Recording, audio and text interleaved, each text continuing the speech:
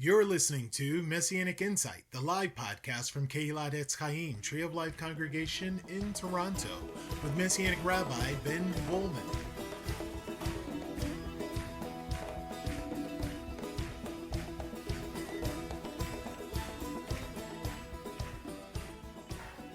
Let's pray. You're going to want to turn to Exodus chapters 2 and chapter 6 as we study today, but I'm going to start with a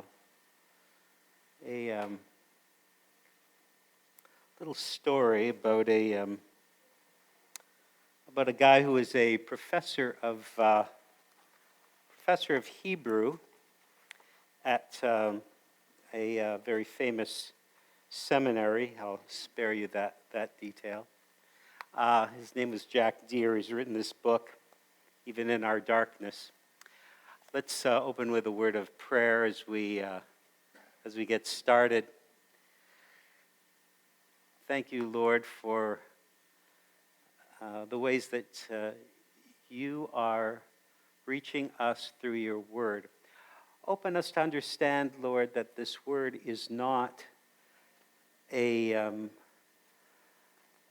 complex or inaccessible study, but rather, Lord, this is a word for us. This is a personal word for us. And we need to learn how to make these words personal, just like those songs we sang, which are so familiar. But in another sense, Lord, what is more amazing than to know that there really is such a thing as amazing grace? So open our hearts, Lord, to receive what you might have to say to us this morning. In Yeshua's name, amen. Amen. Jack Deere was a brilliant young Hebrew scholar at a major school in Dallas, studying under really one of the leading conservative evangelical Hebrew teachers of his time, of our time, Bruce Waltke. And he was married, really a young married couple at that time. His wife had a lot of insecurities. She didn't have a college degree, and she often felt very lost in the midst of the kind of people he was spending a lot of time with. She wondered whether or not she would ever fit in. But one day, around December of 1975, she came home with this beautiful big smile on her face and told Jack she was pregnant. But the next day, she started bleeding, and she went with him to visit the gynecologist, who was a good friend of theirs. His assessment was that the baby would not last. She'd probably not carry the baby to term. He gave her a prescription, sent her to bed. But he warned Jack, don't get your hopes up. You're both young. You'll have other children. That afternoon, he said, we cried together. I did get my hopes up. What if Jim was wrong? I didn't rely on one opinion in theology. Why should I with medicine? So he called another doctor, a well-known, brilliant doctor, gynecologist, and he affirmed the diagnosis again. And when he said to his wife, look, this second doctor has warned us, Jack, if she has that baby, you'll spend the rest of your life and most of your finances caring for it. His wife said to him, I don't care how this baby is born. I want this baby with all my heart. I will take this baby however God gives me my child, and I will spend the rest of my life caring for him or caring for my baby. The worst thing in the world would be to lose this little one. And as he was standing over her, struggling to understand how to speak to her, this word flashed into his mind. It was the word rachamim. Rachamim means compassion, but it comes from another word, rechem, which means the womb. The womb. As he put it this way, the Hebrew husband could not identify his wife's love for her unborn child, a love so great that she would die for that child. And so this is how the womb also became the ancient Israelites' primary word to describe God's compassion for his helpless children trapped in the womb of earthly life. My reason could not penetrate what my wife felt, because what she felt transcended reason, and she wanted this child.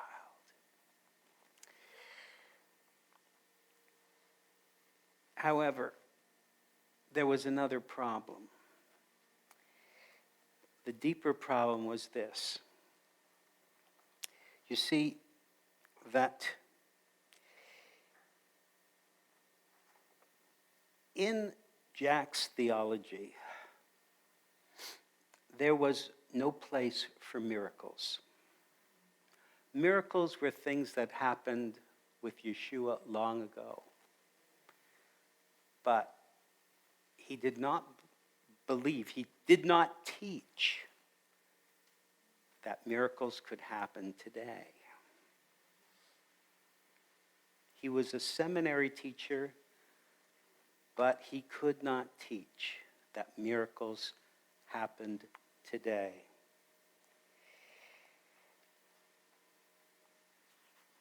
For a while, the bleeding went on, and then it stopped. And at 16 weeks,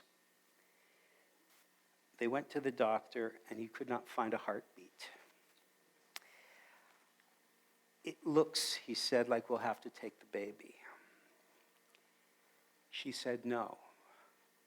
Let's give it another week. Jack and Lisa went to him together the following week. After the third try with the stethoscope, the doctor found a faint heartbeat. And 5 months later, at Harris Methodist Hospital in downtown Fort Worth, I held her hand, and after 8 hours of induced labor, at 8 o'clock in the evening, she gave birth to Stephen Craig Deere, perfect and healthy.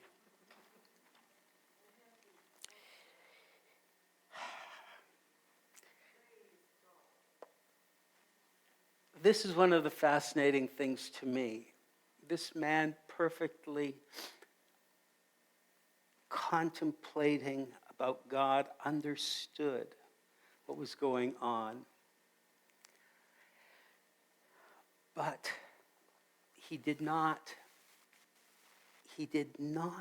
have the spiritual equipment to know how to really believe that God would be faithful.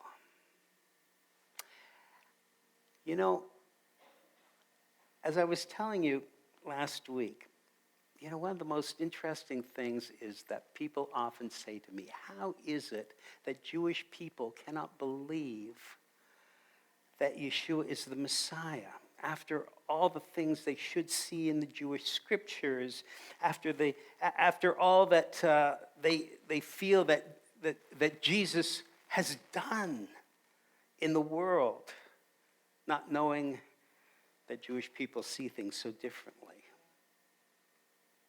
But in addition to that, as we enter into our study of the Passover, there is what is sometimes called the fifth question. Why is there indeed a Passover? Why is it that we actually have to contemplate why God has to save his people? But that leads us to the deeper questions. How attentive are we to God's will? How attentive are we to God's master plan? Indeed, for those nations, for those people who have committed themselves visibly with massive churches, buildings, with huge institutions, all dedicated to the service of God, the question really does come up. How attentive now are they to God's will? Indeed, when God comes into our lives, as people, as nations, how attentive are we to him? Are we more open today than we were 2,000 years ago? And when I'm asked, how can Jewish people not believe in the Messiah? How is it that a teacher at one of the leading conservative evangelical institutions could be praying for a miracle from Yeshua that he would be teaching to his students could not happen? This, to me, is one of those curious realities that there is a tension within our following God. Because we tell others to believe, but the question comes up, what have we entrusted to him? And in fact, that is the tougher question. It's not, what do you believe? But rather,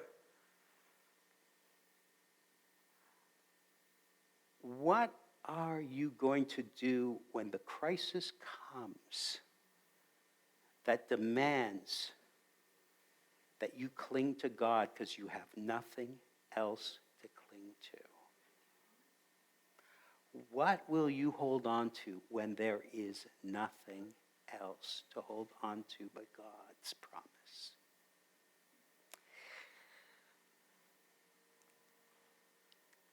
I love these words which remind us of God's faithfulness in a unique way and remind me of the story of Lisa Deer, whose story is written into this book in painful and difficult ways.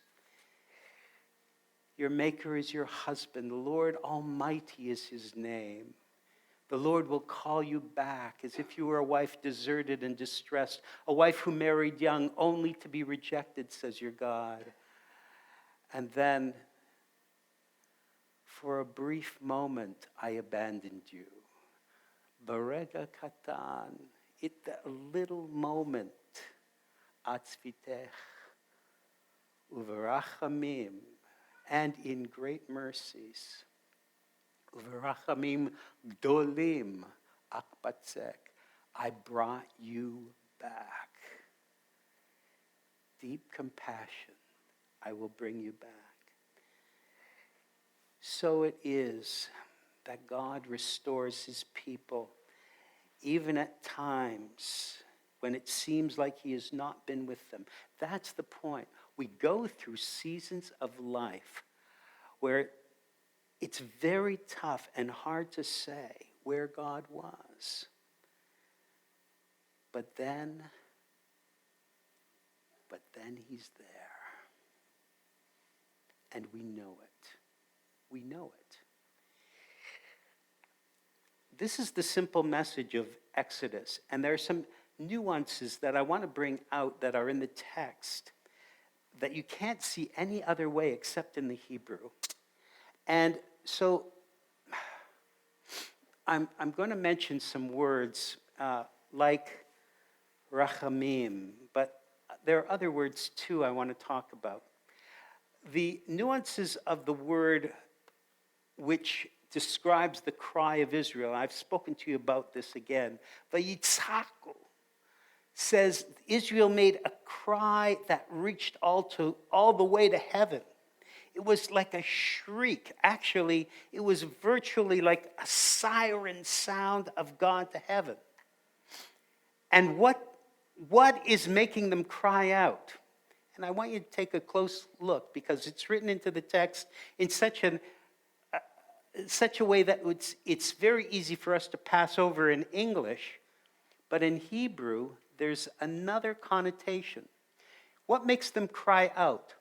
Min ha'avodah, from their work. Now, the word that you read in English is they cried out because of their bondage. And it's true. They were enslaved.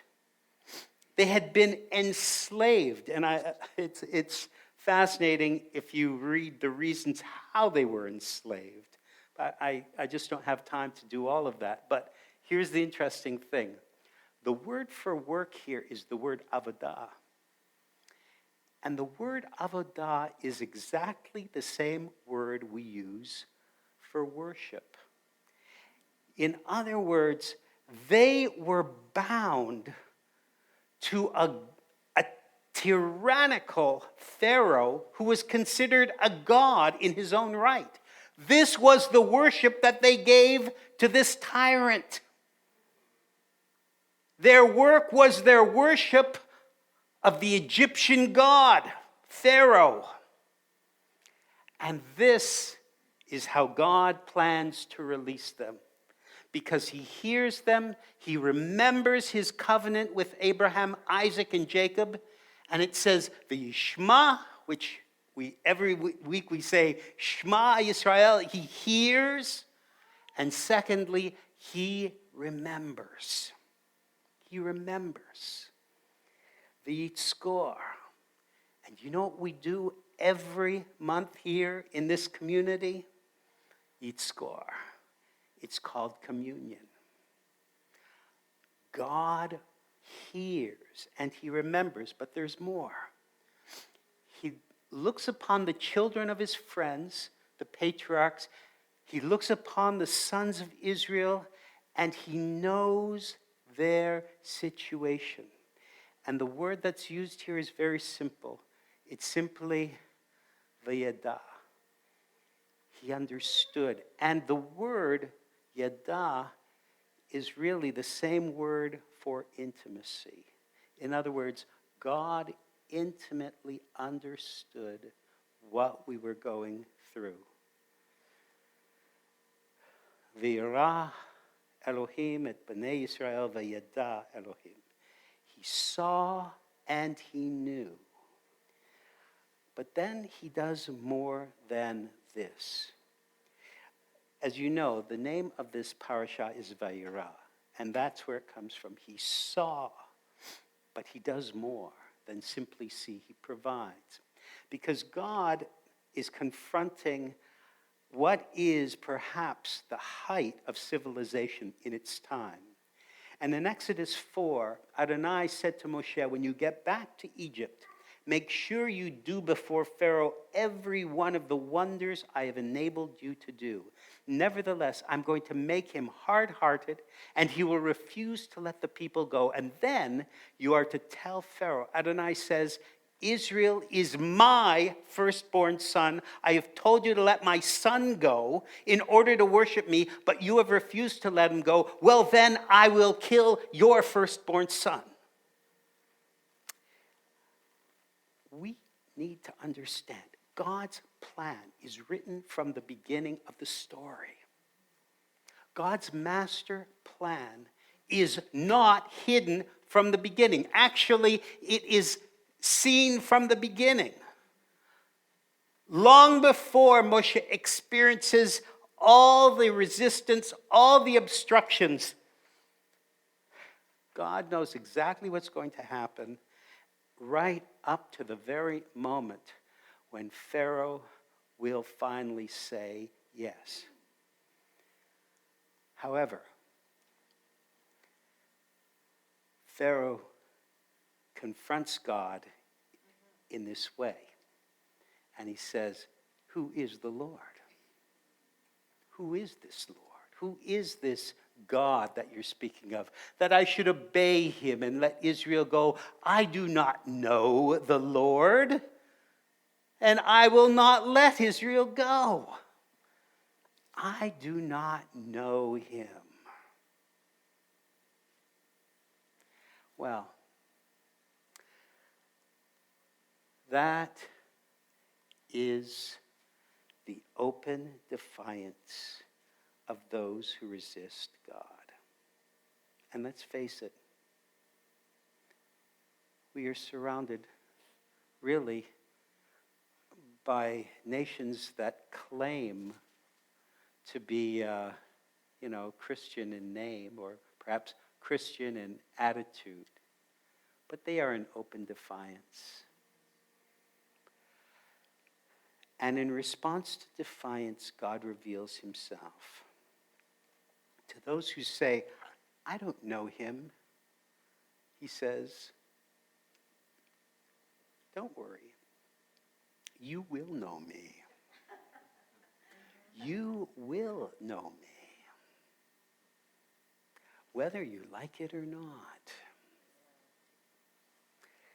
God spoke to Moshe and he said to him, "I'm Adonai.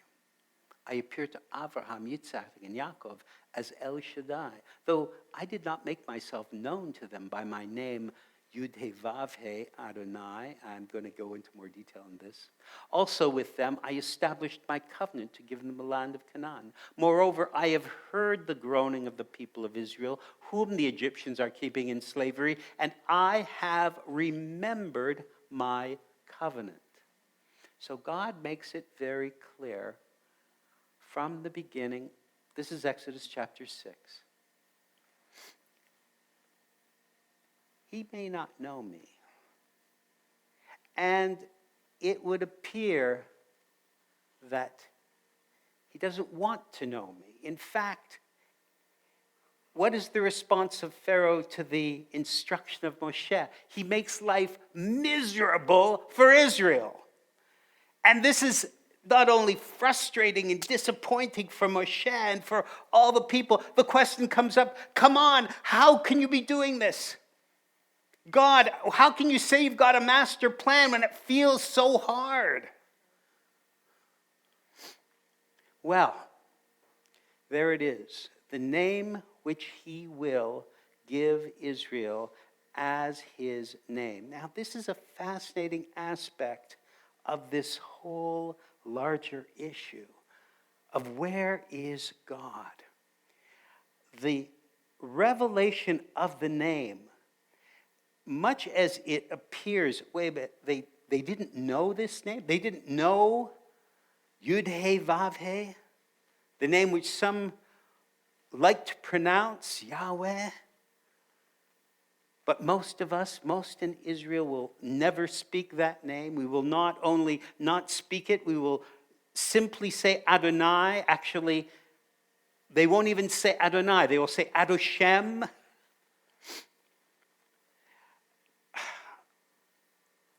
Did they really not know that name? What God is saying is that for a long time, my followers simply found their sufficiency in me. They called me El Shaddai. This is a beautiful and remarkable name. It has tremendous depths in it, which could be described in numerous ways. El Shaddai suggests, first of all, the breasts of a mother, a nurturing God. And El Shaddai also could refer to one of the great mountains near Israel. But tremendously more powerful is the word which suggests devastation. This is a God who moves in power. All those meanings are subtly written into that name. But the inference concerning the name which we have written as the Tetragrammaton, Yud He Vav He, and which is only written in your complete Jewish Bible as that, the inference is that this name is to be used here as a name of power, being invoked to bring the full extent of God's judgment. From the very first pages of the Hebrew Bible, you will always find that there are two explanations for the two key names of God, one of which is Elohim, and the other one is this one, the Tetragrammaton. These two names are identified with two aspects of God. One is the aspect of mercy, and the other is the aspect of judgment. This is the name of judgment. This is the name which is being invoked by God to say, I know who Pharaoh is, and I know how to speak to him. He has judged me as weak, but now he will come under judgment. And my judgment is not like his. Indeed, that's the way it always is. We sit around talking about what God didn't do. People talk about, oh, you worship God. Where is he? But then, when he makes himself known, people say, God help us. This is the name of God bringing humanity under judgment. And it is a severe word. It's a severe word. Now, in particular, God makes it very clear. In this very well-known passage where he speaks about his purposes, his plan, his master plan for what will take place. Therefore, say to the people of Israel, I am Adonai. I am, and he declares his name, Yud He Vav He. And then he says, I will free you. V'hotzieti etchem. In other words, I will free you. That's God's declaration for Israel. I will free you. Then, Vahitzalti etchem. I will rescue you. I will rescue you. I will bring you out of your pit. I will literally lift you up. V'ga'alti etchem. Notice the word go'el, which is the word literally for redeemer. Again, what is the redeemer? It's written here in Isaiah 43. You want to know what a redeemer is? Just remember the words that we spoke earlier today. It very, very succinctly describes for us what a redeemer is in God's eyes. This is what God says, he who created you, Yaakov, who formed you. Don't be afraid. I have redeemed you. I am calling you by your name. You are mine. When you pass through water, I will be with you. When you pass through rivers, they will not overwhelm you. When you walk through fire, you will not be scorched. The flame will not burn you. For I am Adonai, your God, the Holy One of Israel, your Savior. I have given Egypt as your ransom, Ethiopia and Saba for you, because I regard you as valued and honored, and because I love you. And for you, I will give people, nations in exchange for your life. Don't be afraid. I am with you. And by the way, he adds to that, I will redeem you with an outstretched arm, and the word is bezorah netuya. By the way, remember during the Seder, two things. That third cup which we lift up, that cup which Yeshua lifts up after the supper. What does he call it? The cup of what? The cup of the new covenant, that's right. But you know what it is called traditionally? Sometimes it is called Hagoel, the cup of redemption. It is the cup of our Redeemer. And the Zeroah, remember we lift up the shank bone of the lamb. That's the Zeroah, the outstretched arm of God. And then God says, I will, again, he repeats what he says here, exactly the same thing as he says here in Isaiah 43. I will take you as mine, my people. L'chachti etem li la'am. I will take you as my people, and I will be your God. V'chayiti lechem Elohim. But then you will know. Previously said, I know what my people are going through. Now he says, you will know that I am Adonai Elohechem. I am Ani Elohim, and there is the Yud He Vav He Elohim, the Lord your God. I'm the God of judgment and the God of mercy for you. The nations around you may experience judgment, and you too will know what kind of judge I am, but you will experience my mercy.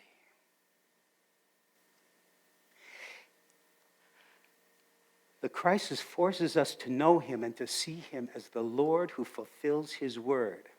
And this is his word. I will bring you into the land which I swore to give you. And to Abraham, Yitzhak, Yaakov, I will give it to you as your inheritance. I am Adonai. God has the last word. I will bring you into the land which I promised. This was part of the covenant. And this is the covenant he remembers. This is the God who remembers us and remembers his promise. What was his first promise to you? Remember when you first came to the Lord? What was his first promise to you? What was the first thing he said to you that drew you to him intimately? I know you. I will care for you. I will watch over you. Take hold of me. I will be with you. I will redeem you. Those things are sometimes lost on us. Where is he? Why wasn't he there? Has he remembered us? This is the key question. I was listening to that remarkable voice of the late Elie Wiesel. He was being asked about why he had dedicated his life to the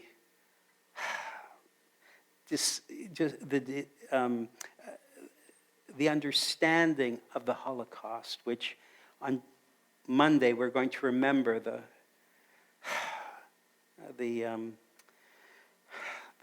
really Holocaust Memorial Day, the freeing of Auschwitz, Birkenau, but really, I've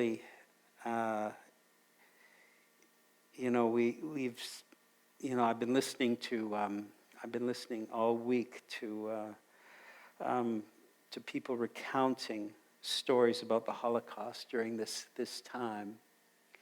And what's interesting was this. Elie Wiesel said something quite fascinating, especially because the person said to him, as time goes on And the interview was just a few years before he passed away, and he passed away in 2016. As time goes on, people tend to forget things.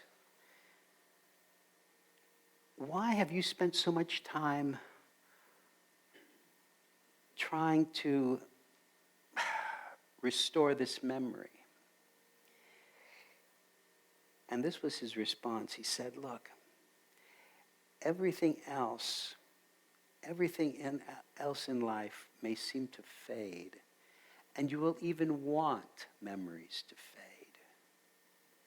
But he says, when it comes to the Holocaust, those of us who survived it, we have this urgency to remember as much as we can, because we are trying to bring back to life those who were completely forgotten, those whose ashes are lost, and those who have no voice to speak.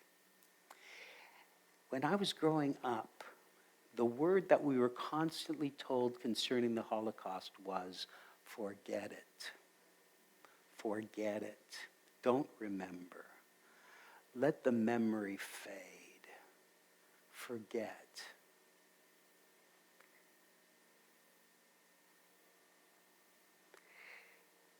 And so when the question comes up, does God remember us? The deeper issue is, well, we would prefer to forget him.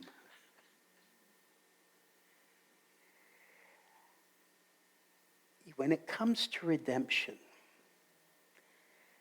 the question runs even more deep with Yeshua, because he is our Redeemer. It is Yeshua who paid the price for us. We have a Redeemer. We have a Goel. And I would like to ask you a question. Does God have a different plan for Israel today than he had for them in Egypt so long ago? You know, we live in a world where people are ambivalent about that question. They are not sure that God wanted Israel to come back. We are surrounded even by those in churches who are not certain that this was actually God's plan to bring his people back after Christian Europe had wiped out as many of the Jewish people in their midst as possible. But according to Yeshua, does he have a different plan?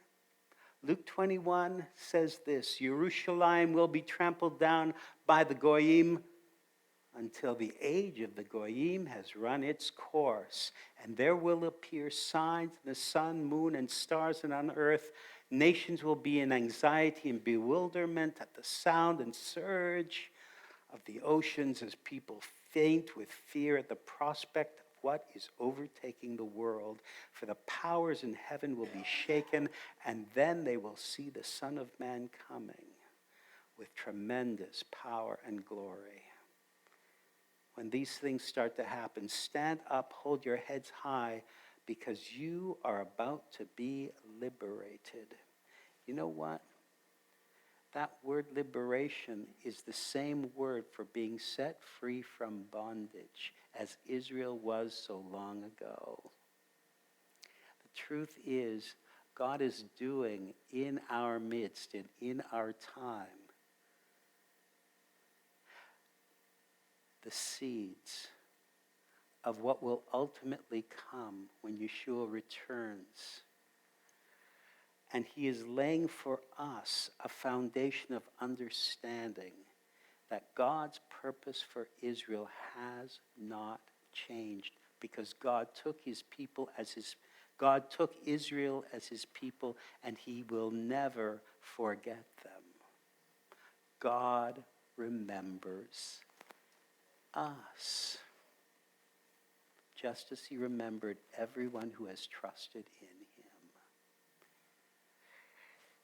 This is the deeper question for us when we are asked, where is God?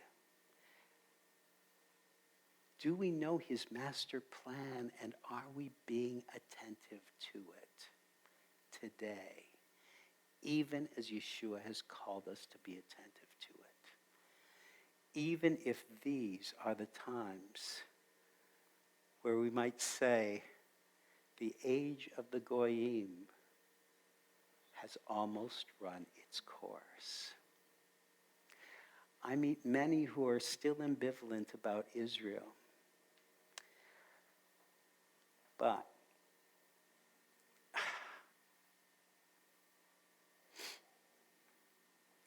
it's always like this. This is the way it has always been. We are always in doubt until God shows up and does in our midst what he has purposed. That's somewhat intimidating, but that's the way it seems to be. Last week, I mentioned this man, Arthur Katz. He was the man whose powerful testimony led to me coming to the Lord as a young philosophy student at the University of Toronto. What's fascinating about his story is this. He was on his way to Egypt. And on the boat to Egypt, he met a guy, a Jewish guy, who had been given a New Testament. Art had never read a New Testament, never opened one up, never cracked one. He had read volumes of philosophy. He was extremely well-read and literate, but he had never cracked open a New Testament, even though he had said the most shocking and nasty things about God in the philosophy classes that he was teaching. And so it is that he's handed a New Testament, and he's on this boat on its way to Egypt, where he's been asked by a San Francisco museum to try to obtain from the Jewish community, because it's kind of the mid-1960s. Let's see, yeah, it was 1963. And the San Francisco Museum, San Francisco Jewish Museum, was begging, literally begging, the last remnants of the Jewish community in Alexandria and in Egypt to send away the treasures that they had in their communities. The truth is, this whole endeavor would turn out to be a failure. The Jewish people in Egypt had as hard a time sending those treasures away as if Pharaoh himself was still ordering them to hold on. But as he is on this boat, Katz has this experience of reading this New Testament for the first time. And he is fascinated by the figure of Yeshua. In fact, he said, how perfectly I could understand his clash with the religious leaders of the day. I could envision those debates as he punched holes in the superficial lives of those pious Pharisees. Anyway, here in these pages, I found nothing of the insipid, the weak, the wishy-washy, sentimental submissiveness that I had thought previously about the figure of Jesus. Instead, I found stark realism, drama, a man who went about confronting rather than compromising. I found myself identifying and sympathizing with this carpenter who rendered perfectly fantastic claims about being one with God. And then I came to the episode of a woman taken in adultery.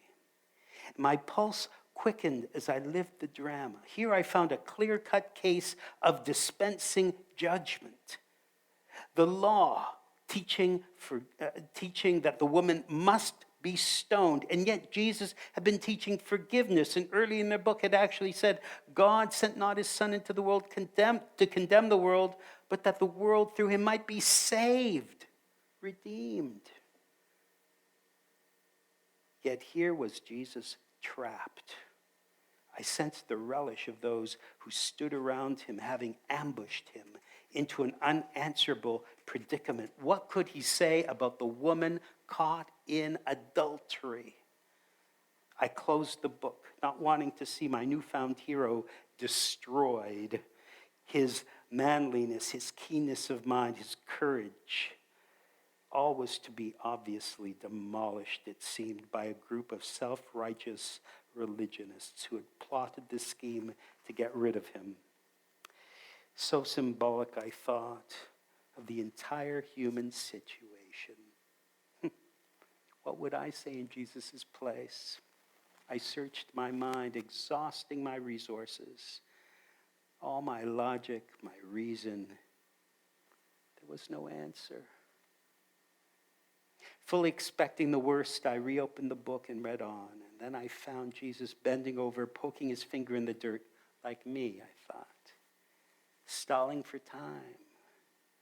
And then he looked up.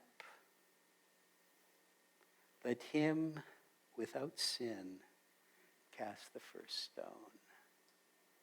I gasped. A sword had been plunged deep into my being. It was numbing, shocking, yet thrilling. The answer was so utterly perfect. Defined cerebral examination, and it cut across every major issue I had ever anguished upon in my life. I knew that what I had read transcended human knowledge and comprehension. It had to be divine. And then, in one instant, when the shockwave subsided, I realized I knew God was and is. I knew God was and is. That's the shock of discovering God is really there. And he defies all our rules for him, no matter how religious we may be. No matter how strong and powerful our institutions may declare exactly how Jesus has to fit into the box that we've made for him, he defies it all. Because the Redeemer does not listen to those who hold us in bondage. The Redeemer saves us from whatever bondage looks like. And it may well be religion too. The crisis of every life matters to God because redemption breaks the bonds of whatever is holding us back from knowing him intimately, from knowing he lives. As we close our service today and as we contemplate what these things mean for us personally, we need to think about the God who remembers us. I don't know what brought you here this morning. Years ago, I heard these words, and they've always reminded me of how precious fellowship is. They're the words that said, "You do not know how tough it was for the person next to you to get here this morning."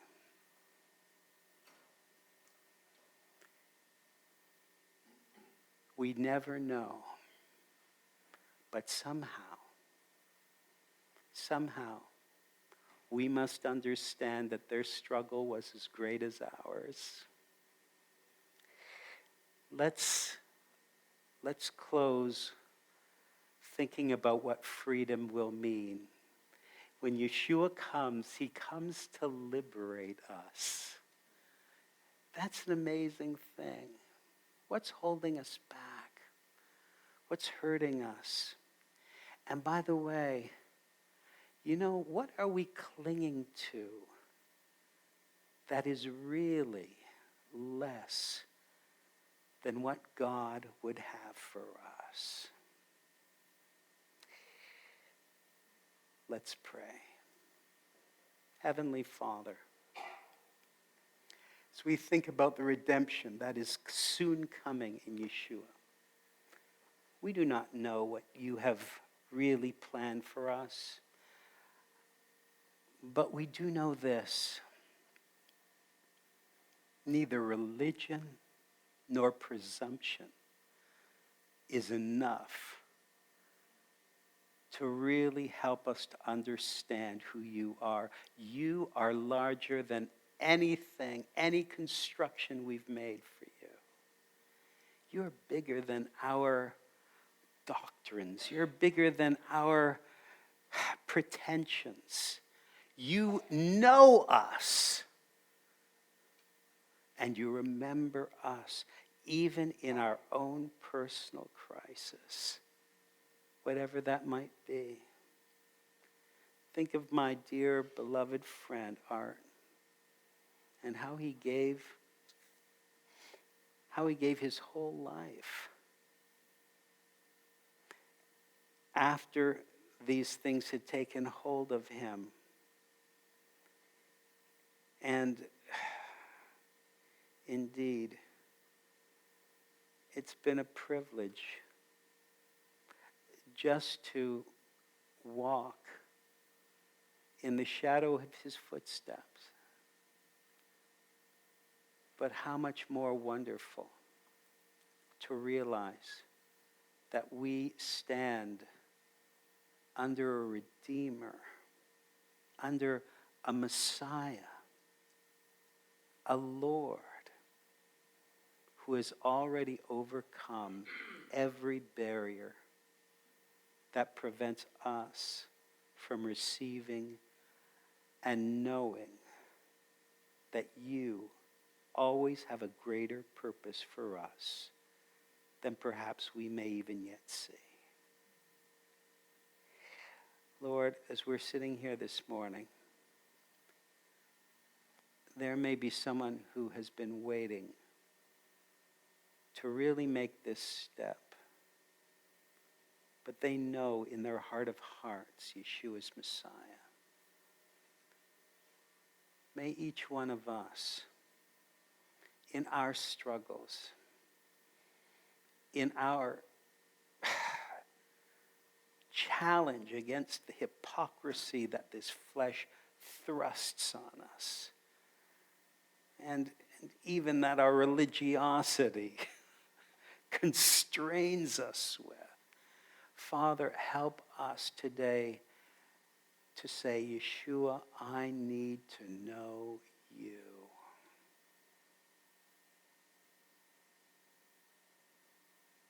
Yeshua, I need to know you as Lord.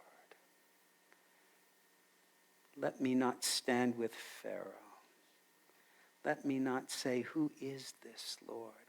Help me to say, Lord, I need to know you, and you need to know me. Help me to give my heart back into your care. Maybe I've been going through that dry season where I've wondered, do you remember me? Father, let the presence of Yeshua draw near.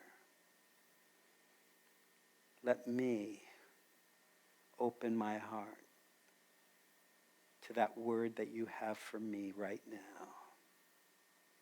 Help me to allow the power of your Spirit to guide me closer to that throne of grace, and maybe, Father, to go right in boldly and say, Yeshua, I need the blood to cleanse me, restore me, so that I can press on in the name of my Lord. in the name and power of my Lord, Yeshua, Yeshua, Messiah of Israel, the one who has come to redeem. Bring me out of this situation. Lift me up. Restore me. Place me back on the path, on the rock of hope. And press on with life. Indeed, to choose life. Father, in the name of Yeshua, empower us for that greater purpose so that we can say, "O Lord, I have sought your will and trusted that you are faithful." In Yeshua's name, amen.